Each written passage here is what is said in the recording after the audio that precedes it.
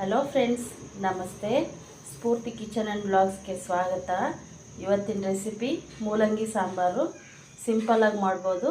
ಯಾವ ರೀತಿ ಮಾಡೋದಂತ ನೋಡೋಣ.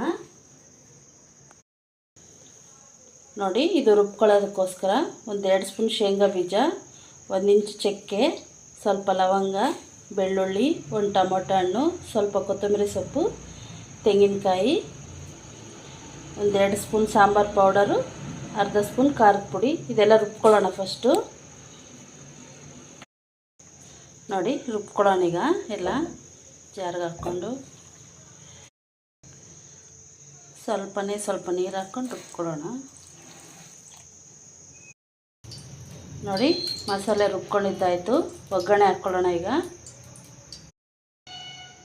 ನೋಡಿ, ಕುಕ್ಕರಿಗೆ ಎಣ್ಣೆ ಹಾಕ್ಕೊಂಡಿದ್ದೀನಿ. 1 ಸ್ಪೂನ್ ಸಾಸಿವೆ, ಸೊಪ್ಪು, ಒಂದೇ ಒಂದು ಈರುಳ್ಳಿ, ಇದೆಲ್ಲ ಚೆನ್ನಾಗಿ ಫ್ರೈ ಆಗಿ ಫಸ್ಟು.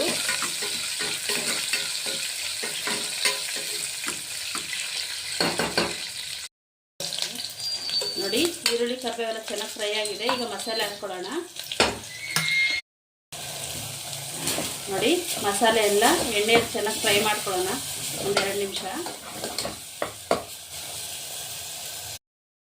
ನೋಡಿ, ಮಸಾಲೆ ಎಲ್ಲ ಚೆನ್ನಾಗಿ ಫ್ರೈ ಆಗಿದೆ. ಮೂಲಂಗಿ ಹಾಕ್ಕೊಳ್ಳೋಣ. ಈಗ ನಾನು ಈ ಥರ ಚಿಕ್ಕದಾಗಿ ಕಟ್ ಮಾಡ್ಕೊಂಡಿದ್ದೀನಿ, ಹಾಕ್ಕೊತಾ ಇದ್ದೀನಿ.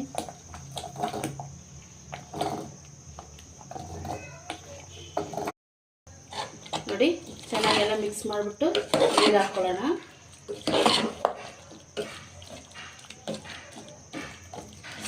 ಸ್ವಲ್ಪ ಹಾಕ್ಕೋಬೇಕು ನೀರು.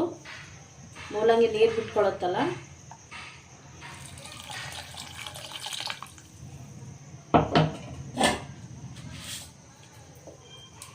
ಒಂದು ಸ್ಪೂನ್ ಉಪ್ಪು ಹಾಕ್ತಾ ಇದ್ದೀನಿ, ದಪ್ಪ ಉಪ್ಪು.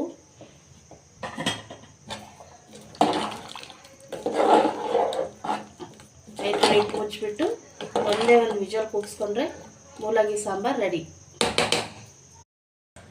ನೋಡಿ, ಮೂಲಂಗಿ ಸಾಂಬಾರು ರೆಡಿ ಆಯಿತು. ಈ ಥರ ಇದೆ ನೋಡಿ. ಒಂದು ಸಾರಿ ಟ್ರೈ ಮಾಡಿ.